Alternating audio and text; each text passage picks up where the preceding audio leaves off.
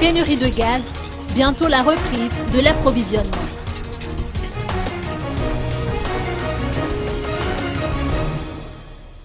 La consommation de gaz est estimée à 1100 tonnes par mois. Cela fait quelques semaines que les gaz en provenance de Mahadingue ne sont pas acheminés dans la capitale, compte tenu de la limitation des charges liées à l'état des infrastructures de la RN4.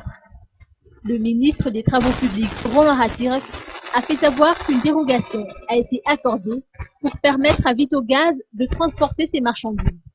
Il s'est voulu rassurant en disant que c'est la fin du cauchemar. Écoutons ses propos.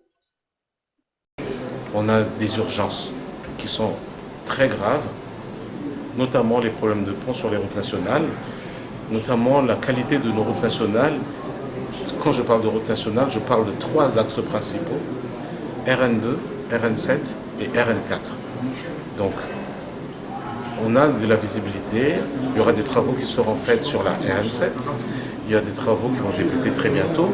Les travaux de pont, ça va être à la fin de l'année, 55 millions de dollars pour les ponts sur ces trajets-là. Et on a aussi d'autres soucis aussi sur d'autres routes nationales, notamment la RN5 qui va à Full Point, où on a un pont qui menace de s'effondrer. Et ça, on a fait nous-mêmes à travers le ministère pour la réparation de ce pont.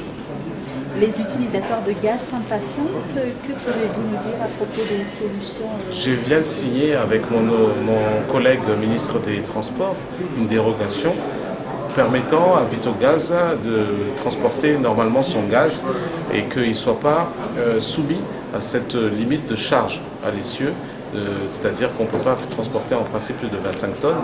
Donc ces camions de 40 tonnes pourront passer à partir de demain.